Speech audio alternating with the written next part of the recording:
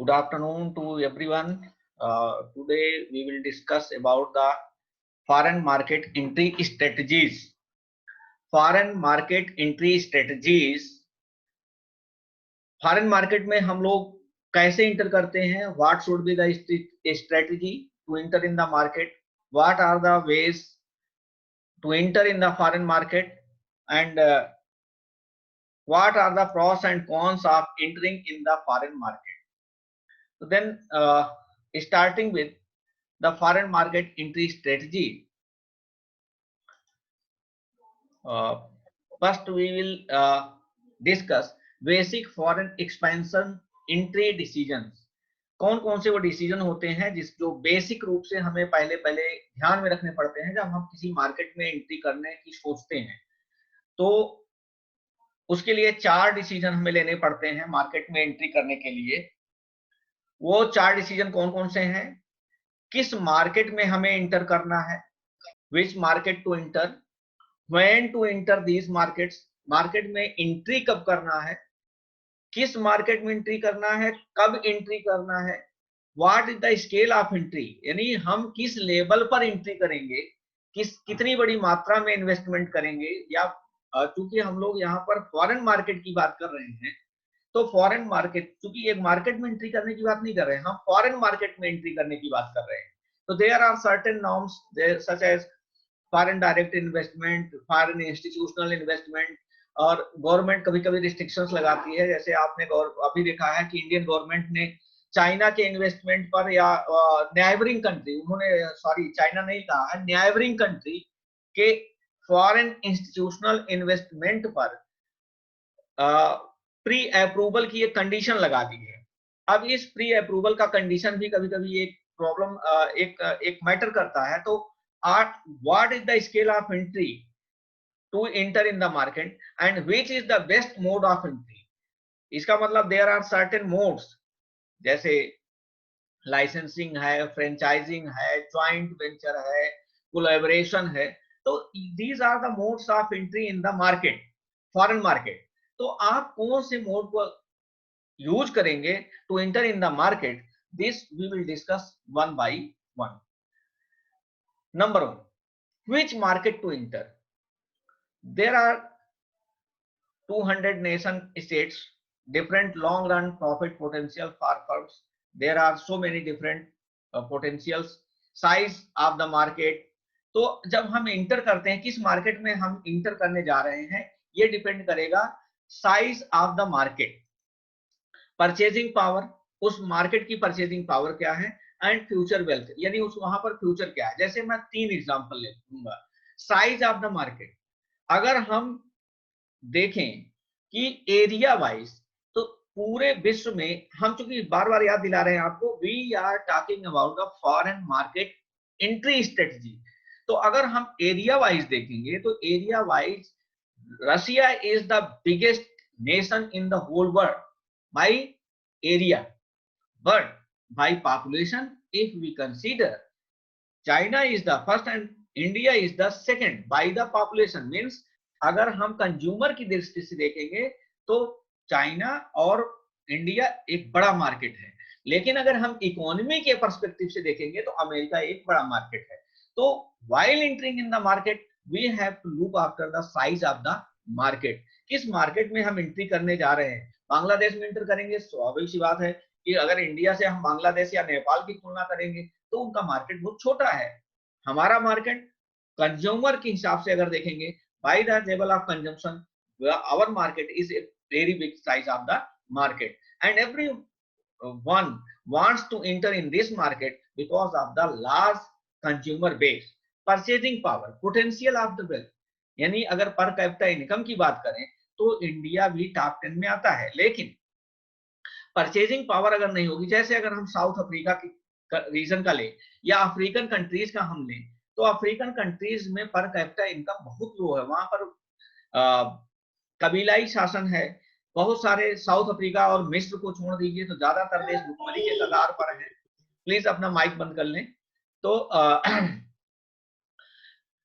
Purchasing power बहुत matter करता है। अगर हम साउथ एशियन कंट्रीज में देखें तो साउथ एशियन कंट्रीज जिनको हम एशियन टाइगर्स कहते हैं, जो दो इकोनॉमी है एशियन टाइगर्स, उन इकोनॉमीज को अगर हम देखें तो वो इकोनॉमी जैसे इंडोनेशिया है, मलेशिया है, हांगकांग है, जापान है, ये साउथ एशियन टाइगर्स कहे जाते हैं। तो इनकी इकोनॉमी, यहाँ पर परचेजिंग पावर, सिंगापुर है, यहाँ पर इनकी परचेजिंग पावर ज्यादा है। तो अब पाकिस्तान की स्वाभाविक सी बात है, परचेजिंग पावर इंडिया के पर्सपेक्टिव में काफी कम है। तो this is always the matter of concern while entering in the foreign market. This is the basic purchasing power, present wealth कितना है आपका, उस पर डिपेंड करेगा जब आप मार्केट में एंटर करते हैं। This the company while entering in the foreign market always takes in the consideration in what is the purchasing power of that country. Future wealth, वहां पर पर्सपेक्टिव क्या है, ग्रोथ पर्सपेक्टिव क्या है, वहां की इकोनॉमी किस लेवल से ग्रो कर रही है।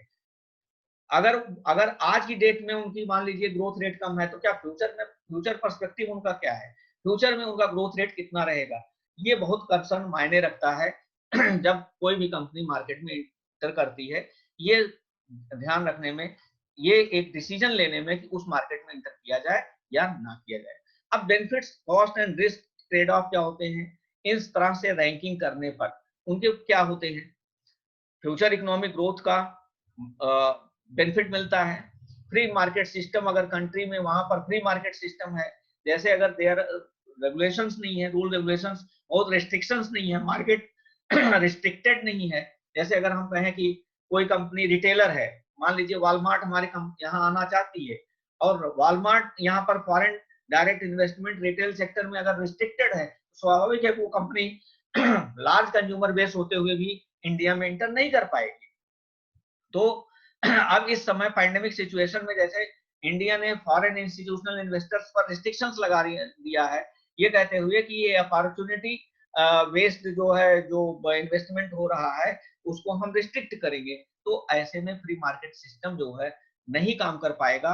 और इसी को लेकर के आप लोगों ने देखा होगा कि चाइना चिल्ला रहा है कि इंडिया डब्ल्यूटीओ के नॉर्म्स को नहीं मान रहा है, क्योंकि डब्ल्यूटीओ का नाम कहता है free market system, but India is restricting the market in this pandemic situation because of the opportunistic investment. Stable and developing, हमेशा एक इकोनॉमी को स्टेबल और डेवलपिंग इकोनॉमी होगी तो इन्वेस्टमेंट करना हमेशा अच्छा होगा। मार्केट्स विदाउट अपसर्ज इन इन्फ्लेशन, अगर इन्फ्लेशन कहीं पर, देखिए एक लेवल तक इन्फ्लेशन बहुत अच्छा माना जाता है, कई बार अगर इन्फ्लेशन जीरो हो जाए तो भी इन्वेस्टमेंट हतोत्साहित होता है, डिस्करेज होता है। Inflation for the growth of the economy and minimum rate, moderate rate, जिसको minimum नहीं, moderate rate of inflation is always necessary for the investment। लेकिन अगर यही इन्फ्लेशन बहुत हाइपर हो जाए, डबल डिजिट में पहुंच जाए, तो स्वाभाविक सी बात है कि ये परचेजिंग पावर पर इफेक्ट डालता है। और ऐसे में जो डिस्पैरिटी है इकोनॉमी में, आर्थिक विषमता जो है, डिस्पैरिटी इन द इकोनॉमी बहुत बढ़ती है, और उससे कंजम्पशन बहुत घटने लगता है। तो अब सवाल आता है कि दूसरा बेसिक मार्केट एंट्री डिसीजन, कब मार्केट में इंटर करना चाहिए, when to enter, timing of the entry in the market. स्वाभाविक सी बात है कि एंट्री किस समय होनी चाहिए, ये डिपेंड करेगा उस समय के इन्वेस्टमेंट और कंडीशन पर, वहां की डिमांड पर। मान लीजिए आज की डेट में अगर कोई मार्केट में इंटर करना चाहे तो इस पैंडेमिक सिचुएशन में मार्केट एंट्री टाइमिंग ठीक नहीं होगा। मान लीजिए कोई भी कंपनी अगर इंटर करना चाहती इंडिया में, अब इंडिया में इंटर करने पर अगर उस समय बहुत सारे रिस्ट्रिक्शंस हैं, तो स्वाभाविक है कि वो टाइमिंग ठीक नहीं होगा। Socially, economically and politically the economy should be sound while to enter in the market। तीन चीजों को ध्यान में रखना चाहिए हमेशा कंपनी को। मार्केट में जब इंटर करती है कंपनी, तो तीन चीजों को, इकोनॉमी को, सामाजिक, आर्थिक एंड राजनीतिक, तीनों रूप से अगर स्थिर है तभी इकोनॉमी में इंटर करना उसके लिए सुटेबल होगा। अगर राजनीतिक उथल पुथल है, राजनीतिक अनस्टेबिलिटी है, तो रोज daily with the instability of the political system, the rules and regulations and the priority of the country will always change, and that will affect the investment decision of the firm. Economic, अगर मान लीजिए price में fluctuations बहुत ज्यादा हैं तो वो उसके इनकम पर हमेशा, प्राइसिंग स्ट्रेटजी पर, इनकम पर और रेवेन्यू मॉडल पर हमेशा इफेक्ट डालेगा। इसलिए इकोनॉमिक स्टेबिलिटी हमेशा जरूरी है।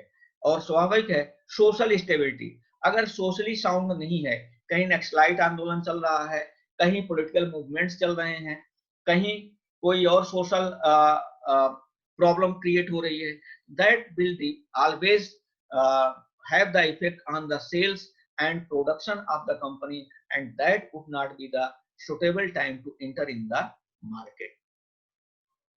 स्केल ऑफ एंट्री, किस स्केल पर मार्केट में एंटर करना चाहिए, कितना इन्वेस्टमेंट करना चाहिए, थोड़ा इन्वेस्टमेंट करना चाहिए, भारी इन्वेस्टमेंट करना चाहिए, ह्यूज इन्वेस्टमेंट करना चाहिए, ये डिपेंड करेगा मार्केट में एंट्री करते समय। Large scale entry requires commitment of significant resources and imply rapid entry. हम आपको क्लास में पढ़ाते समय कई बार बताए हैं, कई बार मैंने ये एग्जांपल दिया है कि अगर यूरोपियन मार्केट में इंटर करना था टाटा को, टेल्को को, टाटा स्टील को अगर यूरोपियन मार्केट में एंटर करना था तो उस समय की जरूरत थी कि वो कोरस को एक्वायर करे, और कोरस को एक्वायर करने के लिए जरूरी था कि लार्ज स्केल पर उसको इन्वेस्टमेंट करना पड़ेगा। वहां पर स्मॉल स्केल इन्वेस्टमेंट से काम नहीं चल सकता था। इसलिए हमेशा स्ट्रेटेजिक एंट्री करते समय हमेशा लार्ज स्केल पर, क्योंकि उसका आपको बेनिफिट मिलता है। जब लार्ज स्केल एंट्री होती है तो economies of scale, economies of scale जो होती हैं वो हमेशा काम करती हैं, और उससे आपको कॉस्ट रिडक्शन में बड़ी मदद मिलती है। आपका कॉस्ट रिड्यूस होगा, प्राइसिंग आपकी कॉम्पिटिटिव होगी, और आपको उसका बेनिफिट हमेशा मार्केट में एंटर करने पर मिलेगा। स्ट्रेटेजिक कमिटमेंट क्या क्या जरूरी होता है? That is the decision that has long term impact and is difficult to reverse, entering market on large scale, change the competitive playing field and unleash number of charges, for example how competitors might react. जैसे जब टाटा ने entry करने की सोची तो always there was an entry at the same time by Mittal into by investing in Arcelor, Arcelor Mittal का भी उस समय एंट्री हो रही थी। तो हमेशा जब लार्ज स्केल पर आप एंट्री करना चाहते हैं किसी नए मार्केट में तो हमेशा ये भी ध्यान में रखना पड़ेगा कि आपका कंपटीटर किस स्केल पर काम करने जा रहा है। जैसे टाटा ने जब कोरस को एक्वायर किया तो उस समय ये ध्यान में रख करके एक्वायर किया था कि आर्सेलर मित्तल जो है वो यूरोप की सबसे बड़ी मार्केट की फर्म बनने जा रही है, और इससे उसका यूरोपियन मार्केट पर कब्जा हो जाएगा, and it will become a very heavy industry in the market, in the market. The third is can limit strategic flexibility. There is no strategic flexibility and there is no limit. There cannot be any limit. Please आप अपना ये जो आ रहा है screen पर इस तरह का कोई निशान ना बनाएं। तो which foreign market entry mode, market जब हमने बताया था, शुरुआत में ही बताया था, फॉरेन मार्केट में एंट्री करने के लिए कौन कौन से तरीके हो सकते हैं। What are the modes? Internet, internet आजकल जान रहे हैं ई कॉमर्स का जमाना है, ई कॉमर्स के थ्रू कोई भी कंपनी फॉरेन मार्केट में एंटर कर सकती है। Exporter, by exporting in the foreign market, although multinational companies work in any country, किसी भी देश में वो स्टेबल होती हैं, लेकिन वो एक्सपोर्ट कई देशों में करती हैं। जैसे चाइना को कहा ही जाता है कि उसकी इकोनॉमी या वहां की जो भी फर्म काम करने वाली हैं वो हमेशा एक्सपोर्ट बेस्ड इकोनॉमी है, यानी वहां की फर्में जितना प्रोडक्शन करती हैं उसका 80% वो क्या करती हैं, एक्सपोर्ट करती हैं, केवल 20% ही वो चाइना के मार्केट में बेचती हैं। अभी कई बार तो ऐसा होता है कुछ कंपनीज के रेफरेंस में तो लेस देन 20% है। इंपोर्टर इंपोर्ट करके कंपनी फॉरेन मार्केट से एंटर कर सकती है। Distributor, direct sales, licensing and franchising, strategic alliance, joint ventures and consortia and direct foreign investment, ये इतने तरीके हैं। These are the mode of entry in the foreign market. We will discuss one by one while entering in the market. Number one, exporting, the commercial activity of selling and shipping goods to a foreign country. आप बार बार मालूम है export करके कोई भी activity, services का export हो सकता है, गुड्स का एक्सपोर्ट हो सकता है, कुछ किसी भी चीज का एक्सपोर्ट करके हम फॉरेन मार्केट में इंटर कर सकते हैं. The most common overseas entry approach for small firm, ज्यादातर फर्में इसी अप्रोच को अडॉप्ट करती हैं. Exporting can be either direct और इनडायरेक्ट. कई बार डायरेक्ट एक्सपोर्ट हम करते हैं, कई बार सोशलिस्ट इकोनॉमी में हम गवर्नमेंट के थ्रू एक्सपोर्ट करते हैं, यानी हम पहले गवर्नमेंट एजेंसीज को सामान भेजते हैं और गवर्नमेंट एजेंसीज वहां के रिटेलर्स को वो सामान डिस्ट्रीब्यूट करती हैं. Indirect exporting, the company sells to a customer in another country. In contrast, indirect exporting usually means that the company sells to a buyer, importer or distributor in the home country, who in turn exports the product. जैसे आपने देखा होगा Kanpur is the export hub. Most of the company क्या करती हैं, उस export agency को अपना सामान दे देती हैं और वो कंपनी एक्सपोर्ट करके उस सामान को बेचती है. यानी कंपनी प्रोडक्शन करती है, प्रोडक्शन करके एक्सपोर्ट एजेंसी को सामान प्रोवाइड कर देती है और एक्सपोर्ट एजेंसी उस सामान को एक्सपोर्ट करती है. The internet is becoming increasingly important as a foreign market entry method. Initially, internet marketing focused on domestic sales. However, a surprisingly large number of companies started receiving orders from customers in other countries, resulting in the concept of international internet marketing, जिसको हम आजकल e commerce कर रहे हैं. पहले e commerce केवल home countries में ही काम कर रहे थे, लेकिन आजकल जैसे अलीबाबा है, अमेजोन है, फ्लिपकार्ट है. फ्लिपकार्ट तो आप जानते हैं होम कंट्री में ही केवल काम कर रहा था, होम कंट्री में ही केवल सर्विस प्रोवाइडर था, लेकिन अमेजोन या अलीबाबा जो है वो फॉरेन मार्केट में भी एक्सपोर्ट काम करती हैं. तो this is the method of exporting in the foreign market. Contractual agreement, contractual agreements क्या होता है? कॉन्ट्रैक्चुअल एग्रीमेंट्स जब दो देशों के, दो एसोसिएशन के बीच में कोई एक समझौता हो जाता है और उस समझौते के तहत दोनों एंटिटी, कंपनी या ऑर्गेनाइजेशन ट्रेड करती हैं, तो उसको हम कॉन्ट्रैक्चुअल एग्रीमेंट कहते हैं. इसके कई तरीका हो सकता है, जैसे लाइसेंसिंग, लाइसेंस लेकर के एक कंपनी दूसरे कंपनी को लाइसेंस दे दे और उसके थ्रू काम करवाए.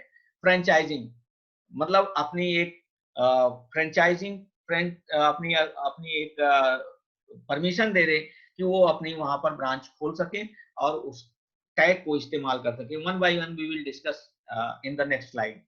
Contract manufacturing, management contracting and turnkey projects, इनको हम एक एक करके डिस्कस कर लेते हैं. पहली बात licensing. It is an arrangement whereby a licensor grants the rights to intangible property to another entity for a specified period, and in return the licensor receives a royalty fee from the licensee. यानी company अपने product का use करने के लिए licence देती है. जैसे अगर हम लोग क्या करते हैं, जूम ऐप का इस्तेमाल कर रहे हैं ना, जूम ऐप हम इस्तेमाल फ्री वर्जन तो कर रहे हैं ट्रायल वर्जन के रूप में, लेकिन अगर हम इसका कारपोरेट वर्जन लेते हैं या हम इस मीटिंग को ज्यादा समय के लिए करना चाहते हैं, तो हम क्या करते हैं, लाइसेंस लेते हैं. लाइसेंस लेकर के हम इसको इस्तेमाल करते हैं. तो ये इसके बदले में हम क्या करते हैं, हम उस कंपनी के प्रोडक्ट को यूज कर रहे हैं और उसके बदले में हम उसको फी पेमेंट कर रहे हैं. This is called the licensing. Franchising, franchising is a specialized form of licensing in which the franchisor not only sells intangible property to the franchisee but also insists that the franchisee agree to abide by strict rules as to how it does business. long term commitments means आप कई चीजों को देख सकते हैं. Pizza हट है, licensing franchising के थ्रू काम करता है. मैकडोनल्ड्स है, फ्रेंचाइजिंग के थ्रू काम करता है. यहाँ पर आपने देखा हॉलीडे इन है, मैकडोनल्ड का आपको लोगो दिख रहा है, टिम हॉटसन का दिख रहा है, मिस्टर ल्यू का दिख रहा है. These are the companies who will give the franchisee to the subsidiary company and they abide by the rules and regulation of the host firm. Turnkey projects, a product or service which can be implemented or utilized with no additional work required by the buyer, just by turning the key. आप देख रहे हैं यहाँ पर कि की बना हुआ है, means the contractor agrees to handle every detail of the project for a foreign client, including the training of operating personnel. जैसे आपने देखा होगा कि केपीओ कहते हैं ना, नॉलेज प्रोसेस आउटसोर्सिंग, यानी कंपनी, मान लीजिए किसी को, कोई कंपनी है, आपने उसका प्रोजेक्ट ले लिया, यानी आप उसके कस्टमर केयर को डील कर रहे हैं, तो अब आप क्या कर रहे हैं, उस कंपनी के लिए आप कस्टमर से इंटरेक्ट कर रहे हैं, उसके क्वेरीज को रिजॉल्व कर रहे हैं और उसी क्वेरीज को आप कंपनी को फॉरवर्ड कर रहे हैं, फिर कंपनी से आप टाई अप करके आप उस रिजॉल्व को कस्टमर तक पहुंचा रहे हैं। तो these are called the turnkey projects. Contract manufacturing, contract manufacturing जैसे आप लोग गए थे वहां पर हैवेल्स में देखे थे, तो हैवेल्स में दो तरीके का था, एक तो उनके परमानेंट एम्प्लॉय थे और दूसरा उनके कॉन्ट्रैक्ट लेबर थे। तो वो क्या करते हैं कि कंपनी के लिए प्रोडक्शन करते हैं। जैसे आपने जब वर्धमान उस थ्रेड में जो लोग गए थे, कुछ लोग वर्धमान वाले उसमें गए थे, तो वो एक्चुअल में वर्धमान थ्रेड के नाम से, वर्धमान टेक्सटाइल्स के नाम से वो कंपनी चल रही थी, लेकिन एक्चुअल में वो कॉन्ट्रैक्ट मैन्युफैक्चरिंग था, यानी वो कंपनी अपने लिए प्रोडक्ट ना बना करके वो वर्धमान टेक्सटाइल्स के लिए प्रोडक्ट बना रही थी। यानी जब कोई कंपनी अपने लिए प्रोडक्ट ना बना करके किसी दूसरे इंटरप्राइज के लिए प्रोडक्ट बनाती है, तो वो कॉन्ट्रैक्ट मैन्युफैक्चरिंग कहलाता है। मैनेजमेंट कॉन्ट्रैक्ट हैवेल्स का बेस्ट एग्जांपल है, यानी उनके जितने भी काम करने वाले लोग थे, इवन की मैनेजमेंट से लेकर के सुपरवाइजर तक सब कुछ, और वर्कर्स तक, सारे लोग उनके क्या थे, कॉन्ट्रैक्ट पर थे। यानी हैवेल्स के अपने पेरोल पर कोई नहीं था, बल्कि सारे जो इनके एम्प्लॉय थे, उनके जितने भी काम करने वाले थे, सब लोग क्या थे, कॉन्ट्रैक्ट पर थे। Strategic alliance, cooperative agreements between potential or actual competitors. A strategic international alliance is a business relationship established by two or more companies to cooperate out of mutual need and to share risk in achieving a common objective. Strategic international alliances are sought as a way to shore up weakness and increase competitive strength. Licensing, joint venture, consortia are the best example of strategic alliance. Firms enter in strategic international alliance for several reasons, such as, for example, opportunities for rapid expansion into new market, access to new technology, more efficient production and innovation, reduced marketing cost, strategic competitive moves, access to additional sources of products and capital. Next is joint venture. Joint venture आप जानते हैं, जैसा हमने कहा था, जब दो company मिल करके एक साथ कोई काम करती हैं, एक कंपनी लगाती हैं, जैसे आप कह सकते हैं मारुति सुजुकी या हीरो होंडा जब कंपनी थी, तो ये सब क्या थे, ज्वाइंट वेंचर के एग्जांपल्स थे। अभी तो आप मारुति सुजुकी को ही ले सकते हैं कि this is the joint venture. Joint venture are established separate legal entities. The acknowledged intent by the partners to share in the management of the joint venture. There are partnerships between legal incorporated entities such as companies, chartered organizations, or government, and not between individuals. Equity positions are held by each of the partners. Strategic alliance consortia कहते हैं, consortias are similar to joint venture and could be classified as such except for two unique characteristics. They typically involve a large number of participants. Consortia में, एक joint venture में दो company होती है, लेकिन consortia में 3-4 कंपनीज मिलकर के एक अलायंस बनाती हैं। जैसे जब इन्फोसिस को बनाया गया था, तो 4 इन्वेस्टर्स ने मिलकर के उस 5 इन्वेस्टर्स ने मिलकर के उस कंपनी को खड़ा किया था। So that is called the consortia. They frequently operate in a country or market in which None of the participants is currently active. Consortia are developed to pool financial and managerial resources and to lessen risk. Wholly owned subsidiary. The firm owns 100% of the stock. The firm can either set up a greenfield venture or it can acquire an established firm in the host nation. This was the all for today's topic. Thank you very much.